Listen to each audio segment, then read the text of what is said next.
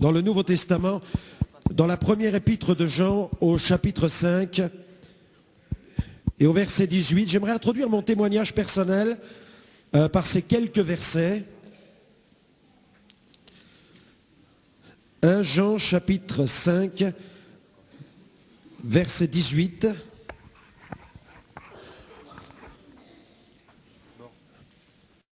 Un passage qui nous dit « Nous savons que quiconque est né de Dieu ne pratique pas le péché, parce que celui qui est né de Dieu se garde lui-même, et le malin ne le touche pas.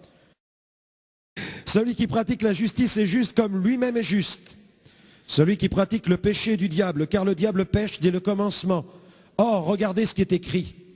Le Fils de Dieu a paru afin de détruire les œuvres du diable. D'autres traductions disent, le Fils de Dieu a paru afin de dénouer les œuvres du diable, afin de délier les œuvres du diable. Quiconque est né de Dieu ne pratique pas le péché, parce que la semence de Dieu demeure en lui, et il ne peut pécher parce qu'il est né de Dieu. C'est par là que se font reconnaître les enfants de Dieu et les enfants du diable. Quiconque ne pratique pas la justice n'est pas de Dieu, ni celui qui n'aime pas son frère. Amen. Face à la parole de Dieu, il n'y a aucune ambiguïté. La Bible ne présente pas trois camps, elle ne présente que deux camps. Elle parle des enfants de Dieu et des enfants du diable. Et peut-être que certains d'entre vous, cet après-midi, pensent que parce que je suis sur une estrade et que j'ai une Bible dans la main, certains d'entre vous pensent peut-être que j'ai été élevé dans une famille où on enseigne la parole de Dieu. Non, permettez-moi de vous dire que je n'ai pas eu le privilège, comme bon nombre des enfants de cette église, d'être enseigné dans une école du dimanche avec des moniteurs et des monitrices qui auraient pris soin de moi en m'enseignant la parole de Dieu. À la maison, on ne lisait pas du tout dans la Bible. Tout enfant, je voyais toujours ma maman qui tirait les cartes, elle mettait le tarot sur la table, elle lisait dans la boule de cristal, et je n'ai pas eu le privilège d'être enseigné dans les Saintes Écritures, mais j'étais baigné dans l'occultisme depuis tout petit. Et je me souviens qu'à cette époque, ma maman, qui m'aimait beaucoup, elle m'aime toujours beaucoup, elle m'invitait souvent à venir dans la salle à manger, elle me demandait de m'asseoir, et comme elle m'aimait, elle m'annonçait mon avenir. Et vous savez, elle ne disait que des bonnes choses sur mon avenir. Mais pour être honnête avec vous, bien que ma mère était une devineresse, je dois vous dire qu'elle avait des lunettes en béton concernant mon futur, parce que jamais elle n'a vu qu'un jour je serais prédicateur de l'Évangile. Vous savez que la Bible dit que les voies de Dieu ne sont pas nos voies, les voies des hommes ne sont pas les voies de Dieu. Dieu a un plan, Dieu a un programme. Et nous sommes là pour affirmer et proclamer que Dieu met en face de vous un programme de bénédiction qui a le pouvoir de changer votre destinée. Êtes-vous venu cet après-midi, vous avez entendu parler d'un homme qui vient parler d'occultisme, d'une vie qui a été libérée de cet enfer de l'occultisme, et vous êtes venu parce que vous-même, vous êtes peut-être tourmenté. Vous êtes allé voir un magicien, un voyante, vous êtes allé voir un guérisseur, et depuis ce jour-là, votre vie n'est plus la même, vous sombrez, vous êtes dépressif, vous aviez une maladie à tel endroit, un guérisseur vous a touché avec ses mains, et depuis, vous avez mal ailleurs, vous avez des problèmes dans votre vie, c'est comme si vous étiez comme frappé par la faillite, par la misère, par la souffrance. Eh bien, nous sommes là pour vous déclarer que Jésus parut afin de détruire les œuvres du diable. Et quelle que soit la puissance du sortilège qui vous tient, quelle que soit l'influence d'un sorcier, nous avons ici au nom de Jésus l'autorité qui pourra vous délivrer et vous rendre complètement libre. Alléluia.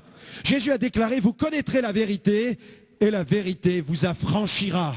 L'Esprit du Seigneur est au milieu de nous pour vous rendre libre, parce que là où est l'Esprit de Dieu, il y a une totale liberté pour nous approcher de lui. Quelles que soient les puissances qui vous tourmentent et qui vous tiennent, il y a dans cet endroit aucune puissance qui pourra vous empêcher de venir à Jésus si vous voulez vraiment venir à lui. Amen. Certains disent non, c'est trop fort, je suis trop lié, il y a une puissance qui m'invite à aller trop forte pour cela. Non, c'est pas vrai, Jésus est encore plus fort que ça. Il peut vous rendre vraiment libre. Alors, pendant toute cette enfance, baignant dans l'ésotérisme, vous pensez bien que je me suis intéressé au sens de la vie. Et comme beaucoup d'adolescents, j'ai commencé à me poser les grandes questions de la philosophie moderne, savoir qui sommes-nous, d'où venons-nous et où allons-nous. Et moi j'en ai ajouté les autres. Y a-t-il un Dieu? Y a-t-il un diable? Y a-t-il un ciel? Y a-t-il un enfer? Quelle est la véritable réponse? Est-ce que c'est Jésus, Bouddha ou Mahomet? Alors je voulais savoir si vraiment il y avait un Dieu. Je voulais vraiment savoir si Dieu pouvait, si Dieu existait. Et si Dieu existait, est-ce qu'il aurait pu faire quelque chose pour moi? Alors tout ça, c'était des questions profondes qui étaient là dans mon cœur. Et je ne trouvais pas de réponse autour de moi. À cette époque, c'était la crise économique. Nous habitions dans la petite ville de Sedan, à la frontière belge, près de Charleville-Mézières. Ma mère avait son cabinet de consultation. Et puis, les usines fermaient les unes après les autres. Mon père avait perdu son travail. À l'âge qu'il avait, il était pratiquement impossible pour lui d'en retrouver un autre. Mon frère était drogué, il consommait de l'alcool. Lui, c'était sans modération. Il ne rentrait même pas à la maison. Quand il rentrait à la maison, c'était pour se battre avec mon père. Mon père, parfois même, frappait ma mère. L'ambiance, c'était une ambiance vraiment de destruction dans cette maison. Il n'y avait pas de paix, il n'y avait pas de joie, il n'y avait pas d'espérance. On était profondément malheureux. Et j'avais au plus profond de mon cœur une aspiration. Je voulais que ça change, je voulais que quelque chose se passe. Et je ne savais pas comment donner un peu de bonheur à ma vie. Je ne savais pas comment. Et à cette époque, nous avions tellement de problèmes financiers que ma mère a été invitée par une spirite à aller dans un séminaire sur le spiritisme. Cette dame lui avait dit, Madame Alexandre, vous êtes devineresse, on sait que vous pratiquez la divination, vous êtes guérisseuse, mais si vous commencez à pratiquer le spiritisme, vous allez voir, votre clientèle va bien augmenter, vous aurez de plus en plus de clients, ce qui signifie de plus en plus d'argent. Vous allez voir, vous allez pouvoir joindre les deux bouts, votre frigo, il va se remplir, vous pourrez donner à manger à vos enfants, ça va se passer bien mieux. Alors ma mère y est allée, elle est allée dans cette séance de spiritisme, dans ce séminaire. Moi j'attendais à la maison, je faisais les 400 pas dans la salle à manger, parce que je savais que si ça se passait bien, eh bien ma mère allait ajouter une nouvelle pratique dans le cabinet de consultation, et puis on allait avoir beaucoup plus d'argent qui allait tomber. Et le soir, ma mère est arrivée très tard, alors je lui dis, maman, est-ce que ça marche? Et ma mère me dit, oui, ça marche, c'est formidable. Dès que je me suis mis autour de cette petite table en bois, ce petit guéridon, j'ai mis mes mains dessus, et puis avec un alphabet bien spécial, j'ai commencé à entrer en communication avec l'au-delà, et là j'ai pu parler avec des défunts, avec des morts. Ça marche réellement. Alors on va ajouter cela à nos pratiques, et puis on va se faire de l'argent. Alors le cabinet ne cessait de se remplir de clients. Il y avait toutes sortes de personnes qui venaient.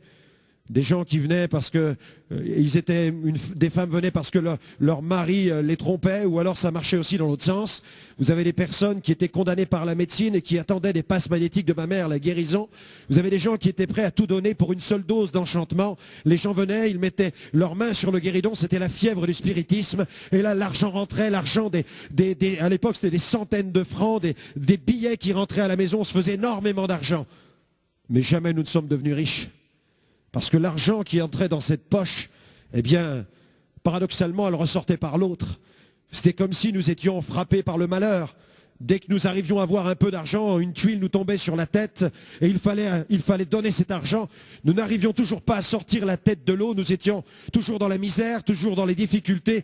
On était de plus en plus malheureux. Alors c'était, je dirais, comme un cercle vicieux. C'était comme une spirale infernale dans laquelle on était entraîné. Et puis c'était comme s'il n'y avait pas de fond. On allait toujours plus loin et toujours plus dans l'occultisme, toujours plus dans les pratiques de l'ésotérisme. Et moi j'allais à la bibliothèque municipale à cette époque. Je prenais un blouson bien épais, et puis j'allais dans le rayon d'ésotérisme, je prenais les livres d'occultisme, le petit Albert, le grand Albert, je mettais ça dans le blouson, je sortais sans dire rien à personne, puis là j'arrivais à la maison, je m'enfermais dans ma chambre, et là je pratiquais la parapsychologie. Par la concentration de mon esprit sur la matière, je commençais à tordre des petites cuillères en métal, je faisais tourner des feuilles en papier dans l'espace, et j'explorais toute la science, toutes ces sciences des sages et des mages, j'essayais de voir, de savoir quel était le sens de l'existence. Comme le monde matériel autour de moi m'abandonnait, comme je ne trouvais pas de réponse au sens de la vie avec le monde qui m'entourait, alors je m'aventurais dans ces pratiques spirituelles à la recherche de l'absolu. Je voulais que mon cœur soit comblé. J'avais tellement soif d'être rempli. Il y avait dans mon cœur comme un puits, comme un abîme, comme un vide béant. Il fallait que quelque chose vienne le remplir. Et je pensais que c'était toute cette quête de spiritualité qui allait remplir tout cela. Et on a continué à pratiquer le spiritisme. Alors je posais des questions, est-ce que Dieu existe? Est-ce que le diable existe? Alors on nous donnait quelques réponses, mais c'était comme si vous veniez d'entrer dans un labyrinthe, une porte s'ouvrait, on vous entraînait ailleurs, et puis vous alliez un peu plus loin. Mais jamais vous n'aviez réellement d'affirmation, jamais réellement vous ne trouviez de vérité, jamais il n'y avait de réponse. C'était en quelque sorte comme un suspense permanent qui était entretenu. Je n'arrivais pas à savoir si Dieu existait. Je ne savais toujours pas comment le rencontrer. Alors on continuait à mettre nos mains sur cette table en bois. Et puis les phénomènes ont commencé à se produire. Au début, c'était plutôt des phénomènes un petit peu ludiques, un peu folkloriques. Mon père avait une super collection de casseroles en cuivre dans la salle à manger. Et je me souviens de ces soirs, alors que nous étions assis, tout à coup mon père dit « Mais regarde ce qui se passe !» Et les casseroles étaient en train de se balancer en se tapant les unes contre les autres. Alors ça nous a fait beaucoup rire. Et puis en questionnant les esprits nous ont dit que c'était les esprits des morts de notre famille qui nous rendaient visite. Et tous les soirs, à la même heure, c'était le balai des casseroles. Ça nous faisait rire plutôt à l'époque. Et puis on a commencé à vivre d'autres expériences. Le matin, quand on se levait, eh bien, la table qui faisait plusieurs dizaines de kilos, la table de la salle à manger, une belle table en chêne, cette table s'était déplacée au moins d'1 mètre dans la salle à manger. Les meubles se déplaçaient tout seuls pendant la nuit. Les objets se déplaçaient sur les buffets. Nous étions même témoins de phénomènes de poltergeist, de projection d'objets dans l'espace. À cette époque, j'avais une petite amie, et puis j'avais développé les pouvoirs de la pratique du chamanisme, c'est-à-dire le pouvoir de manipuler la lumière, d'exercer les pouvoirs sur la lumière. Alors je passais des heures ainsi devant une télévision, je me concentrais sur la télé pour en absorber l'énergie jusqu'à l'éteindre. Et après je rallumais la télévision. Et j'étais cet après-midi-là, ce soir-là, pardon, j'étais dans la rue avec cette jeune fille qui à cette époque était ma fiancée. Et puis j'avais pas un caractère vraiment facile, j'étais plutôt quelqu'un de violent. Et puis dans la rue, comme je m'étais encore disputé une fois de plus avec elle, j'ai commencé à commander à la lumière de s'éteindre. Je me suis tourné vers un lampadaire. C'est comme si une force venait tout à coup de m'habiter et de s'emparer de moi. Alors je me suis mis en colère, j'ai regardé la lumière et j'ai commandé à la lumière de s'éteindre et le lampadaire s'est éteint. Sur le coup, j'ai pensé que c'était le fait du hasard. Et la jeune fille a commencé à dire « Mais qu'est-ce que tu fais ?» Je me tourne vers un autre lampadaire, je commande à la lumière de s'éteindre et le lampadaire s'éteint à nouveau. Et là, j'ai compris que ça se produisait réellement. Je commandais au lampadaire de s'allumer, il se rallumait. Et c'est comme ça que j'ai perdu ma première fiancée d'ailleurs. Parce qu'elle est partie en courant dans l'autre sens. Quand je suis rentré à la maison, j'ai commencé à expliquer ça à ma mère. Ma mère était stupéfaite et elle-même, elle commençait à vouloir explorer les pouvoirs du chamanisme. Et puis les phénomènes, ces phénomènes surnaturels, ont continué à se manifester avec des sensations de présence. J'avais l'impression qu'il y avait des êtres qui me frôlaient, des êtres qui étaient autour de moi. J'étais de plus en plus conscient de présence qui m'environnait. Et un de ces matins, des clientes arrivent au cabinet de consultation. Une appuie sur la sonnette, ma mère ouvre la porte. Elle les invite à entrer dans le cabinet de consultation. Elle les précède pour les introduire. Les 2 dames la suivent et tout à coup, on entend dans le couloir 2 paires de gifles. Paf, paf. Et les dames qui partent dans l'autre sens en courant. Et ma mère qui se demande, mais qu'est-ce qui se passe? Alors elle part derrière elle les arrête dans la rue, elle leur demande, mais qu'est-ce qui vous arrive? Pourquoi vous êtes partis? Et les dames étaient terrorisées, elles déclarent, mais quand nous sommes entrés dans votre cabinet de consultation, nous avons pris des gifles, nous ne restons pas ici, il y a des esprits chez vous. Et les dames sont parties. Et puis le soir, dans ma chambre, j'étais de plus en plus conscient de ces présences. Et là, j'essayais de m'endormir. Mais cette conscience des présences qui m'environnaient a commencé à produire une certaine angoisse chez moi. Et puis, je finissais par trouver le sommeil assez tard dans la nuit. Et une de ces nuits, alors que j'étais sur le point de m'endormir, tout à coup, une main se pose sur moi, me frappe dans le lit. Alors rapidement, je cherche la lampe de chevet dans la nuit pour l'allumer. Je pense que c'est mon frère qui est venu pour me taper. Il est venu dans ma chambre pour me réveiller comme cela. Alors je cherche la lumière, j'allume, personne n'est là. Alors je file dans sa chambre pour lui dire « Mais t'es pas fou, qu'est-ce que tu viens de faire ?» Et il était en train de dormir profondément. Alors lui il se dit « Mais qu'est-ce qui t'arrive toi, tu vas pas bien ou quoi ?» Alors je suis retourné dans ma chambre et là j'ai laissé la lumière allumée. Et je me suis allongé, et puis sur le point de m'endormir, tout à coup, je prends à nouveau une gifle dans la figure, une main se pose sur moi, et elle me secoue dans mon lit. Et j'ai été victime de ces agressions pendant des mois, toutes les nuits. Des mains invisibles se posaient sur mon corps pour me secouer dans mon lit, pour me frapper. Et là, la psychose a commencé à m'envahir. J'étais véritablement tourmenté, j'étais assailli par des pensées négatives. Et un de ces soirs, alors que je devais aller me coucher, j'avais tout un petit rituel. Je montais dans l'escalier, je montais les escaliers pour aller dans ma chambre, j'allumais la lumière, et puis je rentrais dans cette chambre, j'allais voir derrière le rideau, je regardais en dessous du lit, je regardais dans les draps, et puis ensuite je me mettais dans le lit. Permettez-moi de vous préciser que j'étais à l'époque ceinture noire de karaté, mais j'avais peur de mon ombre. Et là, je me mettais dans mon lit, et puis parce que je savais que le cauchemar allait continuer. Et cette nuit-là, je m'assois sur le bord du lit, en proie à ces pensées, à ces questions concernant ces manifestations qui se produisent chez nous, et puis avec le désir de pouvoir contrôler cela, de me dire mais quelles sont les règles qui régissent ce monde de l'occultisme? Comment vais-je avoir accès à ces règles pour pouvoir pratiquer l'occultisme et ne pas être tourmenté par l'occultisme? Et à ce moment-là, mon esprit se fend en deux. J'ai connu comme un dédoublement de personnalité. C'est comme si vous vous mettez en face d'un poste de télévision, vous voulez vous mettre sur un canal, vous vous branchez sur ce canal, mais à l'écran apparaissent une multitude de chaînes, une multitude d'images. Voilà ce qui s'est produit dans mon esprit. Alors la terreur s'emparait de moi parce que je perdais le contrôle de mes pensées. Je sentais que je sombrais dans la folie. Je perdais le contrôle de mon esprit, et puis en m'allongeant sur mon lit, j'ai perdu le contrôle de mon corps. Mon corps a décollé de plusieurs centimètres en lévitation au-dessus du matelas. Alors là, je poussais des cris dans ma chambre, et je m'attrapais après mon matelas pour revenir en contact avec. Il y avait comme si des puissances me décollaient de terre. Alors c'était la terreur, c'était l'angoisse, c'était terrible. À cette époque-là, j'avais ma petite sœur qui avait 6 ans. À l'âge de 6 ans, bon nombre de petites filles jouent avec les poupées, mais Cathy, quand elle se levait, elle prenait le tabouret de spiritisme, elle s'asseyait devant, elle parlait avec un oncle qui était mort. À cette époque, c'est ce que nous pensions. Nous pensions que nous parlions à des défunts, à des membres de notre famille qui étaient décédés. Ça n'est que plus tard, en lisant la parole de Dieu, que nous avons réalisé que nous ne parlions pas à des morts, mais que nous parlions bel et bien à des démons. Mais nous ne le savions pas.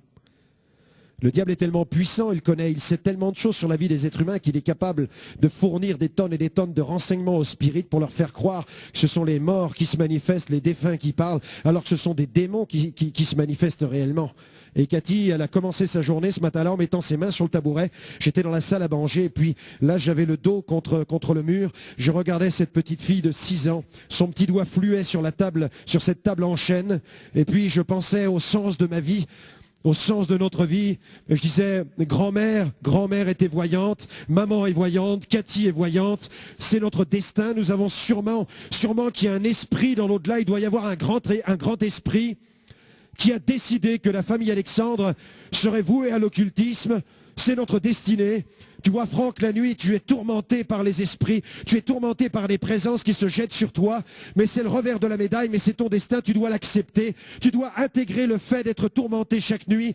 Tu dois accepter que ton destin, c'est d'être magicien, c'est d'être sorcier, spirit et parapsychologue. Tu as été créé pour cela. Quelqu'un a voulu que toute ta famille, de génération en génération, pratique ces choses. Alors, ne résiste pas à ta destinée, ne résiste pas au sens de ta vie. Je regarde Cathy. Elle se tourne vers moi avec un grand sourire. Quand soudain je vois cette table en chêne qui se dresse sur 2 pattes. Seul le contact de son doigt touchait la table. Et j'ai vu cette table qui a rebondi pour se mettre encore sur 2 pattes.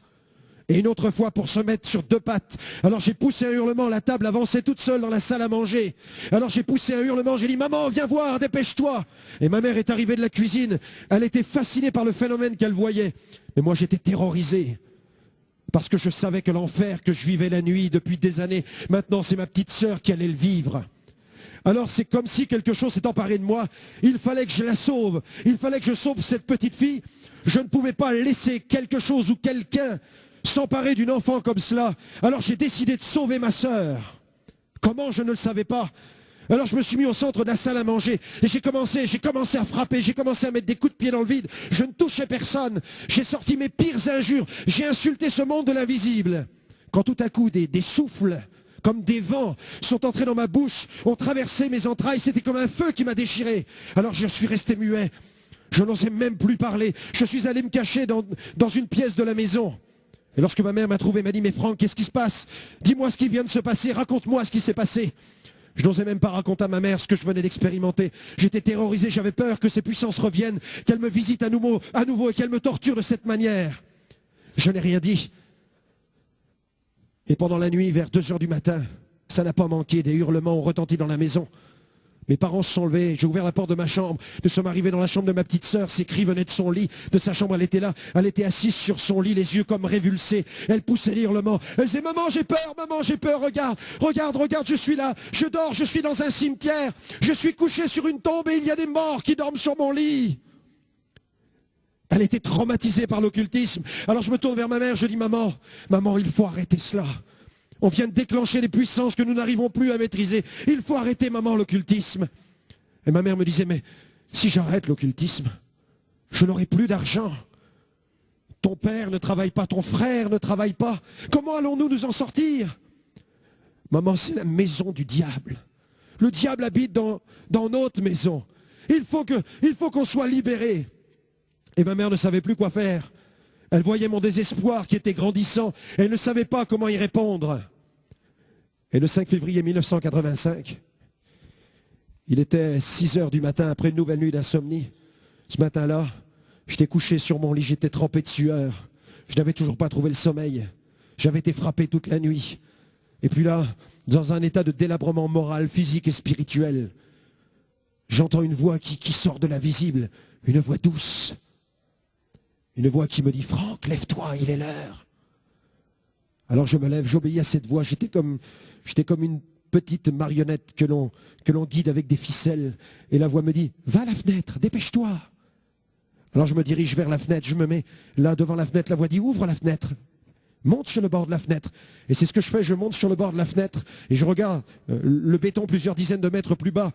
Et la voix me dit, tu as besoin de dormir, n'est-ce pas? Tu as besoin de dormir. Allez, ce que tu vas faire, tu te laisses tomber en avant et tu vas voir, tu vas trouver le repos. Enfin, tu vas dormir. Et soudain, une voix retentit. Une autre voix, forte. Du plus profond de mon âme, du très fond de mon âme, une voix jaillit. Et cette voix dit, Franck, tu vis l'enfer? Je réponds, oui, je vis l'enfer. Franck, connais-tu la mort? Je réponds, non, je ne connais pas la mort. Et l'autre voix dit, n'écoute pas, allez, laisse-toi tomber, tu vas dormir. Tu as besoin de repos. Cela fait des mois que tu ne dors pas. Allez, tu vas enfin trouver le repos. Et la voix dit, si tu meurs, Franck, ne vas-tu pas emporter avec toi ton enfer? Et cette voix qui est ferme me dit, ne vas-tu pas en enfer? Et c'est à ce moment-là que le voile de l'occultisme venait de se lever. Je venais de réaliser que je pouvais suicider mon corps, mais pas mon âme. Je venais de réaliser que si je me laissais tomber plus bas, ne connaissant pas les règles de l'au-delà, les règles du monde spirituel, peut-être allais-je retrouver ces esprits, ces puissances qui me tourmentaient. Alors j'ai fermé la fenêtre. J'ai dit non, déjà je vis l'enfer. Mais si je retrouve ce monde de l'invisible encore plus tourmenté, alors ça va être... Je n'aurai aucun espoir. Jusque dans l'éternité, je serai tourmenté pour l'éternité. Alors j'ai fermé cette fenêtre. Et là, je me suis jeté à genoux dans ma chambre. J'ai levé mes yeux vers le ciel. Il était 6 heures du matin, j'ai crié vers le ciel. J'ai dit, Dieu, Dieu, je ne sais pas qui tu es. Je m'adresse à toi. Je ne sais si tu es Bouddha, Jésus ou Mahomet. Mais je m'adresse à toi qui as créé l'univers. Toi qui as créé le ciel et la terre. Si tu existes quelque part, je t'en supplie, sauve-moi. Sauve-moi. Mes parents sont entrés dans ma chambre. J'étais trempé de sueur. Dieu n'avait pas répondu, il n'y avait pas de réponse, il n'y avait pas d'écho, il n'y avait pas de voix, il n'y avait pas d'apparition, il n'y avait pas de manifestation. Ma petite sœur était possédée, je savais que le diable existait, mais Dieu n'existait pas. Le monde était un enfer, le monde était comme un labyrinthe dont on ne peut pas sortir, il n'y avait pas d'issue, il n'y avait pas de porte de secours. J'étais en enfer sur la terre, il y avait un enfer dans mon cœur. J'étais désespéré. Alors mon père ouvre la porte, il me trouve trempé de sueur, en transe. Et il me demande ce qui se passe, je lui explique, papa, c'est l'enfer. Je voulais me jeter par la fenêtre, c'est la maison du diable. Je ne veux plus dormir dans cette maison. Je m'habille, je m'en vais, je quitte cette maison. Et rapidement, je me suis habillé. Et je suis parti. Peut-être que quelques-uns d'entre vous pensent que j'aurais peut-être dû faire appel à un psychiatre ou un psychologue. Mais vous savez, j'étais conscient que le problème que je vivais était un problème spirituel. Je savais que c'était vraiment un problème spirituel. Je voulais pas qu'on me bombarde avec de la chimie, avec des pilules vertes, rouges et bleues. Je voulais pas qu'on me mette dans une chambre capitonnée avec une camisole de force. J'avais un problème spirituel, il fallait une délivrance spirituelle. J'avais créé vers le Dieu spirituel. Le Dieu spirituel ne semblait pas avoir entendu ma prière. Peut-être même qu'il n'existait pas du tout. J'étais dans un monde où Dieu n'existe pas, mais où le diable règne. C'était terrible. Peut-être vous dites, mais n'aviez-vous pas une religion? J'étais catholique. Nous avions le prêtre, c'était un bon ami, il venait à la maison faire tourner les tables avec ma mère. Je pensais que être chrétien, c'était être voyant. Pour moi, c'était la même chose. Pour moi, j'avais fait Si un prêtre peut pratiquer le spiritisme, un chrétien a le droit. Dieu est d'accord avec le spiritisme si Dieu existe. Donc pour moi, le christianisme n'était pas du tout une réponse à mon problème. Je ne savais pas qu'il y avait des gens qui pouvaient libérer quelqu'un esclave de l'occultisme. Je ne le savais pas du tout. Je ne savais même pas que Dieu condamnait le spiritisme. Personne jamais ne nous avait ouvert une Bible. Alors j'ai quitté la maison. J'ai erré dans les rues pendant plusieurs heures, je crois de 6 heures jusqu'à 9 heures du matin. Et là, vers 9 heures du matin, je croise un groupe de jeunes gens qui distribuent des tracts. Ils m'en donnent un sur ce tract. Il est question d'un chef de gang qui s'appelle Nicky Cruz. Et ce chef de gang a été libéré de la violence. Et quand j'ai ce papier dans la main, je vois un chef de gang qui s'est converti. J'y croyais pas. Je me dis, c'est pas possible. Un chef de gang, ça se convertit pas, ça peut pas se convertir. Comment un chef de gang peut devenir un pasteur? Alors j'ai fait une boulette avec cette feuille, je l'ai mis par terre et j'ai continué à avancer. Et là, une demi-heure plus tard, je croise à nouveau ce groupe de jeunes gens. Alors je change de trottoir pour ne pas avoir affaire à eux. J'avais trop peur des sectes. Et une demi-heure plus tard, quelqu'un m'attrape par le blouson et il me dit, tiens jeune homme, c'est le dernier qui nous reste, prends-le. Alors pour qu'il me laisse tranquille, je le prends et je me sauve. Et là, je continue à lire encore ce qui est marqué dessus. Et il est question d'un prédicateur, un homme de Dieu qui va prêcher l'évangile et qui affirme que Jésus sauve, que Jésus guérit, que Jésus libère. Et alors que je lis ce tract, tout à coup, je percute quelque chose dans la rue, je suis arrêté, pétrifié sur la place publique. Je suis face à une présence, mais il n'y a aucune terreur, il n'y a aucune terreur qui m'envahit. J'ai eu peur au premier abord, mais tout à coup une paix est venue en moi. Je suis face à une présence dont les pieds touchent la terre et la tête touche les cieux. Je ne peux pas me soustraire à cette présence. Et la prière que j'ai envoyée à 6 heures du matin vers Dieu revient dans mon esprit à la vitesse d'un boomerang. Et il y a comme une flèche qui traverse mon cœur, comme une conviction qui traverse ma vie et qui me dit, Franck, Dieu a rendez-vous avec ta vie, va parler avec cet homme. Alors je fais demi-tour rapidement, je vais voir cet homme qui est là dans la rue, il a une petite Bible comme celle-ci, une Bible noire, il la tient sous le bras, il a un sourire béat comme une banane. Alors je me place en face de lui, j'avais même des armes blanches sur moi, et je me place en face de lui, et puis je lui dis on va voir si c'est un extraterrestre qui va repartir sur Mars tout de suite. Je lui ai donné mon curriculum vitae spirituel. Je dis voilà, bonjour, je m'appelle Franck Alexandre, le fils de la sorcière. Ma mère est voyante, devineresse, guérisseuse et radiesthésiste. Je suis spirit et parapsychologue, ceinture noire de karaté. J'organise des règlements dans les cités HLM. Mon frère est drogué, il est alcoolique. Mon père a un ulcère qui tourne au cancer. Mes parents veulent divorcer. Mon père bat mon frère aîné. La maison est hantée de la cave au grenier, même le chien est possédé. Je dis vous avez une solution, vous? Et il me regarde droit dans les yeux sans se laisser démonter. Et il me dit oui, il y a une solution. Il me dit, c'est Jésus. Il me dit, tu as commis un péché d'abomination, tu es sous la malédiction. Boum. Je dis, quoi? Monsieur, vous avez dit quoi? Je suis sous la malédiction? Alors Dieu existe? Il me dit, pourquoi me dis-tu maintenant que Dieu existe? Je lui dis, parce que vous venez de dire que je suis maudit. Alors Dieu existe bien. Dans votre Bible, il est dit que je suis quelqu'un de maudit. La Bible parle de moi. Elle me dit, oui, elle parle des magiciens, elle parle des voyants, elle dit qu'ils sont maudits. Alors, Dieu dit la vérité, Dieu existe bien. Je suis donc maudit. Je lui dis, monsieur, si je pouvais écrire un mot sur le mur de la maison chez nous, j'aurais écrit le mot malédiction. Dieu existe bien. Alors, comment je peux le rencontrer? Comment on fait partir une malédiction? Il me dit, tu dois rencontrer Jésus. Je dis, attendez, rencontrer Jésus? Alors, moi, si je suis dingue, vous êtes encore plus dingue. Vous êtes en train de me dire que je dois rencontrer le juif de Jérusalem qui a fini sa vie sur une croix il y a 2000 ans, je crois, en Israël. Il me dit, oui, tu peux le rencontrer. Mais je dis, attendez, dans votre religion, on ne vous a pas mis au courant? Et on ne vous a pas informé?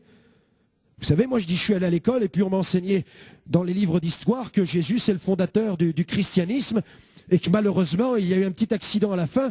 Il a fini sur une croix, on l'a cloué sur des planches, et il a fini sa vie comme ça. On ne vous l'avait pas dit dans votre religion? Et il me dit peut-être que dans le livre d'histoire, il est marqué que Jésus est mort et qu'on l'a mis ensuite dans un tombeau. Mais il me dit dans la Bible, dans le livre de Dieu, il est écrit que le 3e jour, il est sorti du tombeau. Alléluia! Attendez, vous êtes bien en train de me dire que celui qui a été mis dans un tombeau il y a 2000 ans, il est vivant maintenant? Il me dit oui. Je lui dis si c'est vrai. Montre-le tout de suite. Il me dit, attends, tu viens ce soir, tu vas le rencontrer, viens ce soir. Et il me donne l'adresse, l'endroit. Et le soir, je suis arrivé à l'église avec tous mes copains. On est entré dans l'église, c'était pas des enfants de cœur. Et au bout de quelques minutes, ils avaient tellement de démangeaisons qu'ils sont partis dehors, ils sont jamais revenus. Mais moi, quand je suis rentré, je tremblais de tout mon corps. De tout mon long, je tremblais comme cela. Dès que j'ai mis les pieds dans cet endroit, j'ai senti une présence qui m'a envahi, à laquelle je ne pouvais pas échapper. Cette présence remplissait cet endroit, je sentais la présence de Jésus, je savais qu'il était là, et ça a commencé à trembler en moi. Et là j'ai compris qu'il y avait un combat spirituel. J'ai compris que les puissances qui m'habitaient avaient trouvé leur maître dans cet endroit, qu'elles étaient dans un endroit qui leur était hostile.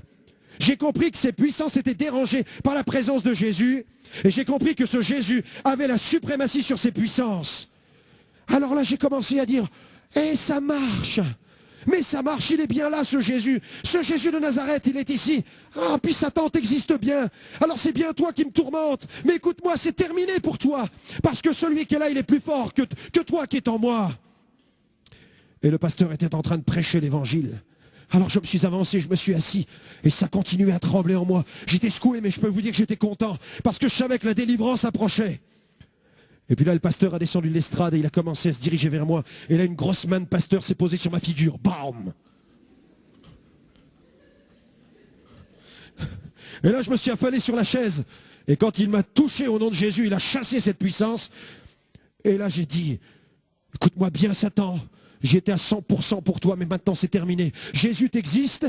Écoute-moi, Seigneur. J'étais à 100% pour le diable. On fait une chose ensemble. Tu me libères et je te servirai à 200%. Et soudain, les puissances ont commencé à être ébranlées. Mon esprit s'est ouvert et j'ai reçu une vision. Là, j'ai vu un trône comme un trône recouvert d'or qui est arrivé. Et là, la terre a tremblé en face de moi. C'était comme si une bombe nucléaire venait d'exploser dans ma tête. Ce trône était là, il était glorieux, il arrivait dans ma direction. Et de ce trône a jailli un fleuve. Et cette vague est arrivée vers moi. C'était une vague pure, une vague sainte, c'était comme du cristal. Et la vague m'a percuté de plein fouet. Elle m'a traversé le corps, l'esprit, la chair, les cellules. Ça me visitait tout entier. Et j'entendais des cris en moi. Les cris de ces démons qui battaient retraite. C'était la défaite du diable, la défaite de Satan. Je comprenais qu'ils étaient vaincus. Ils poussaient des hurlements en moi. Et là j'entendais des bruits de chaînes. Vous savez, comme des chaînes que l'on arrache, que l'on écrase, que l'on brise. J'entendais comme des portes de prison qui tombent à terre et qui s'ébranlent. Ça vibrait dans mon esprit. Et le fleuve passait, il passait. Et il entraînait tout sur son passage. Et là j'ai entendu cette voix qui m'a dit, Franck, tu es mon serviteur, je t'aime. J'ai pardonné tes péchés. Je te donne mon évangile. Et tu iras dans le monde le proclamer. Et là j'étais en extase. J'étais emmené dans un autre espace, comme dans un autre univers. J'étais ailleurs. Je ne sais pas combien de temps cette visitation a duré, mais j'étais en paix. Enfin, j'avais trouvé la paix et je ne voulais surtout pas revenir de cet endroit. Là où j'étais tellement bien. Et je crois que le premier mot que j'ai appris à dire, c'était Alléluia. Et je disais Alléluia. Oh, Alléluia. Et là, il y avait quelque chose qui me secouait. J'entendais une voix qui disait, tu vas bien, tu vas bien. Et il disait, Alléluia, Alléluia. Et plus tard, j'ai compris que c'était le pasteur qui disait, jeune homme, tu vas bien, tu vas bien. Et moi, je disais, Alléluia, oh, Alléluia. Oh, t'es sûr, ça va, oh, ça se passe bien là-bas. Alléluia, Alléluia. Vous savez comment il m'a ramené sur terre? Il m'a dit, faut rentrer chez toi.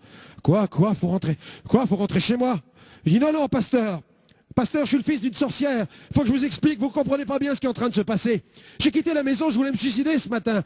À la maison, il y a des esprits, ça bouge, les tables, ça marche tout seul. Je ne peux pas rentrer chez moi, on ne peut pas dormir là-bas. Là, il y a un peu d'humidité dans le coin de votre église. Même là, je vous promets, si je peux dormir là, je ne ferai pas de bruit, vous me laissez 3 jours dormir dans ce coin-là de l'église. S'il vous plaît, pasteur. Et je le suivais dans l'église comme ça. S'il vous plaît, pasteur, au moins une nuit dans l'église, s'il vous plaît. Puis il se tourne vers moi, il dit, enfin, il est tard, il faut que tu rentres chez toi. Il me dit, mais celui qui est en toi, il est plus fort que celui qui est chez toi. Il dit quoi? Waouh! C'est vrai? Il me dit, oui, si tu retournes, Jésus il est avec toi, tu verras. Je dis, vous allez venir chez nous, pasteur. On prend rendez-vous, il faut aller évangéliser ma maman. Il dit, ok, tu rentres chez toi, et puis tu vas la prévenir, et on va venir lui parler du Seigneur. Et je me souviens, ce jour-là, je suis sorti de l'église en poussant des cris. Et je disais, Jésus, il habite en moi! Jésus, il est en moi! Jésus, il est en moi! Ils n'avaient pas ramassé les poubelles, il y avait la grève des éboueurs.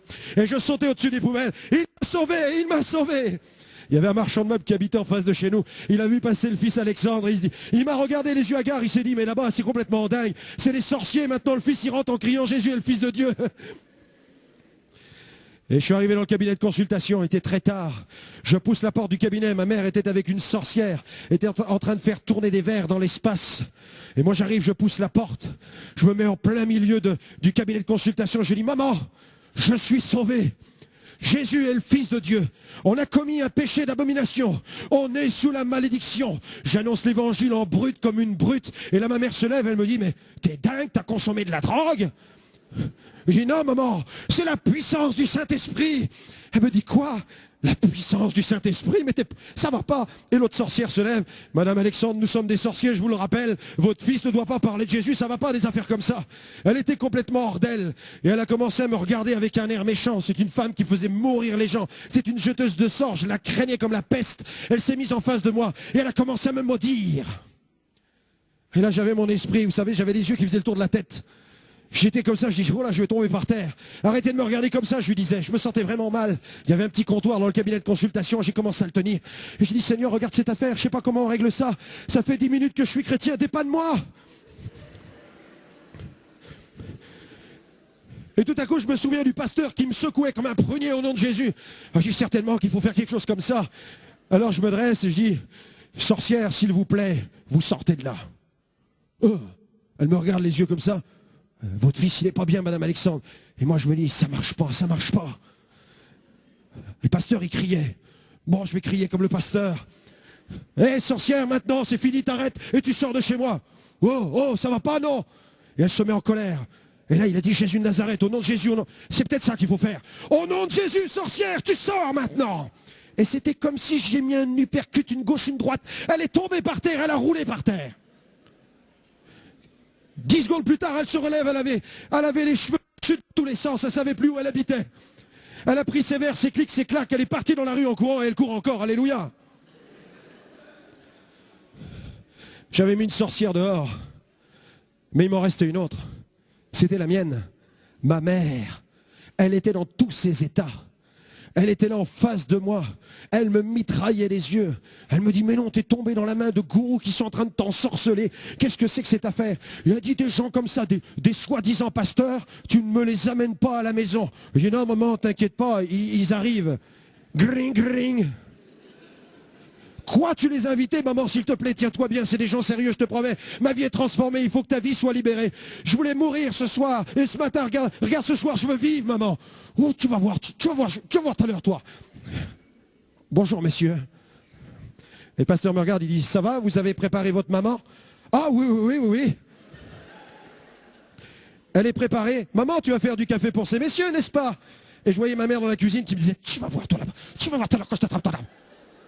Et je me tourne vers le pasteur, et le pasteur me dit, vous êtes sûr que ça va bien? Oh oui, non, mais vraiment, elle est très heureuse de vous recevoir. D'ailleurs, elle est partie faire du café. C'est son idée. Allez, entrez, messieurs. Les pasteurs sont entrés, et ma mère, tu vas voir tout à l'heure si je t'attrape, tu vas voir. Et j'ai, alors, le pasteur, il prend place, il dit, je sais pas, j'ai l'impression qu'il y a une tension chez vous. Non, vous faites des petites idées, monsieur le pasteur, ça va bien se passer, vous allez voir. Et ma mère est arrivée, elle s'est assise, le café était sur la table, café bouillu, café foutu, hein. Il était là, il était bien chauffé dans la casserole, le café. Et puis le pasteur se tourne vers ma mère, puis dit, mais madame Alexandre, votre fils voulait mourir ce matin. Vous pratiquez l'occultisme, mais savez-vous que la parole de Dieu dénonce cela? Elle dit, attendez, la parole de Dieu, vous voulez dire la Bible? Ben, le pasteur dit oui. Ah ben, je l'ai la Bible. Vous l'avez lue? Ben non. Il faut la lire. Ah, je pensais qu'il suffisait de la voir sur le coin du bureau pour que ça marche. Ah ben le pasteur il dit, attendez, il faudrait voir ce qu'il y a à l'intérieur un petit peu. Deutéronome, chapitre 18, verset 10. Qu'on ne trouve chez toi personne qui exerce le métier de devin, d'astrologue, de magicien, d'enchanteur, personne de ceux qui consultent les morts, évoquent les esprits ou disent la bonne aventure, car quiconque fait ces choses est en abomination à l'Éternel. Alors là, c'était un coup de massue sur la tête à ma mère. Mais elle dit, personne ne m'a jamais lu la Bible. Elle dit, mais si quelqu'un m'avait lu cela, jamais je n'aurais pratiqué l'occultisme. Dieu est contre. Le pasteur dit, oui, il est contre, il le condamne. Et c'est pourquoi votre famille est sous la malédiction. J'arrête cela tout de suite. Ma mère était convaincue de pécher simplement en écoutant la parole de Dieu. Les larmes ont coulé de ses yeux. Alors elle a pris sa boule de cristal, elle l'a cassée. Elle a pris le tarot, les livres d'occultisme, tous les gris-gris, tous les talismans, tout ce qui servait à protéger cette maison. Tout était fichu dans la cheminée, on a tout passé par le feu. Nous avons détruit tous ces objets occultes. Il ne fallait qu'aucune chose nous relie à l'occultisme. Il fallait rompre avec toutes ces pratiques des arts magiques. Tout est passé par le feu. Et ma mère s'est donnée au Seigneur comme ça. Et ma petite sœur, voyant ma transformation, celle de sa maman, elle a confessé ses péchés aussi. Et à l'âge de 6 ans, elle a reçu Jésus dans son cœur. Et le soir, mon père est rentré du travail. Il ouvre la porte. Il va vers le cabinet de consultation. Il regarde. Mais il manque des trucs là-dedans. Et ma mère dit, attends, assis-toi, il faut que je te prépare là, psychologiquement. Il faut que je te raconte une histoire. Mon père était un ouvrier, quelqu'un de bourru. Il dit, mais attends, t'es tombé dans une secte là? Ah oui, je vois ce que c'est des vendeurs de l'évangile certainement tout ça. Attends, mais tu vas dans une église quand? La prochaine réunion c'est quand? Dis-moi ça. C'est ce soir? Ah bah attends, moi je vais y aller, on va le voir ton pasteur. Ah il y a des guérisons. Je suis malade, on va aller voir s'il y a des guérisons. Et le soir, mon père est arrivé. Et puis il regarde, il était assis dans le rang, puis il voit que quand le pasteur priait pour les gens se mettaient dans l'allée. Alors lui, il se lève et il dit, on va aller le voir, ton pasteur. Et allez hop. Voilà. Et il avançait comme ça. Et il s'est mis bien en face du pasteur, il l'a regardé bien droit dans les yeux. Le pasteur a prié pour lui, et là soudain il sent quelque chose qui touche son corps. Quand il est sorti de cette église, il était muet, il ne disait plus rien. Il n'avait plus mal à son ventre. Ces douleurs atroces qu'il forçait parfois à se plier, ces douleurs étaient là. Alors le lendemain, il va à l'hôpital pour faire des examens.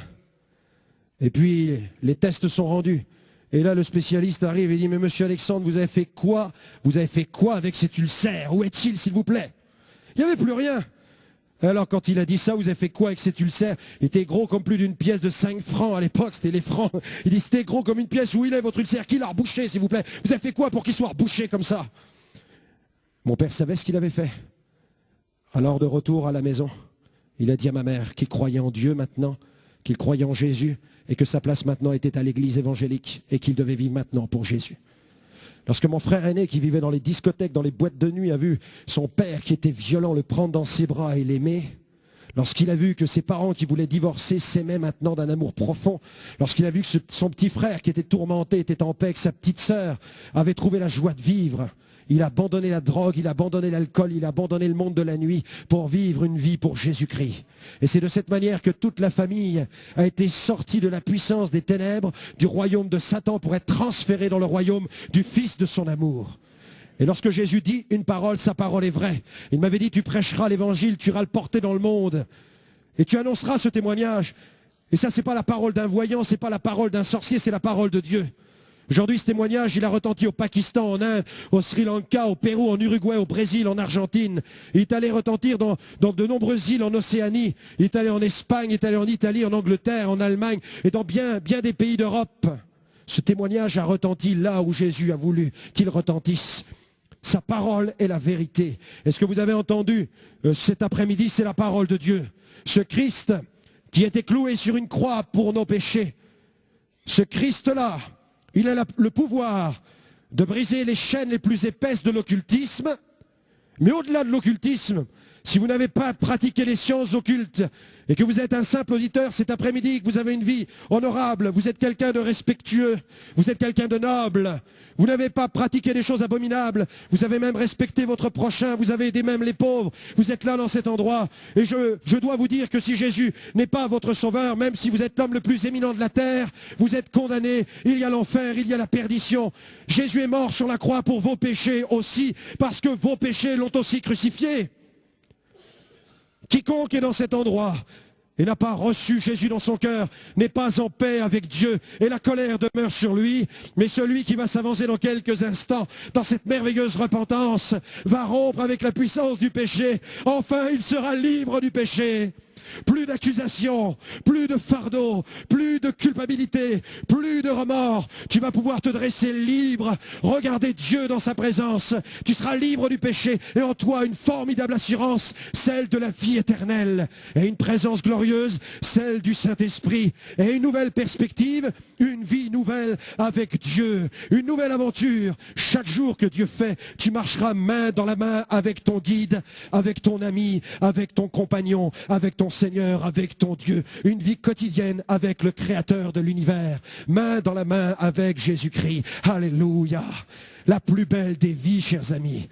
Je ne comprends pas que vous n'êtes pas encore debout et vous ne courez pas devant l'estrade. Hein, je vais vous donner l'occasion de venir à Jésus maintenant. Je suis sûr que là, il y en a qui piétinent dans la salle et qui disent, mais ça, moi, un christianisme comme ça, un christianisme biblique, moi j'en veux.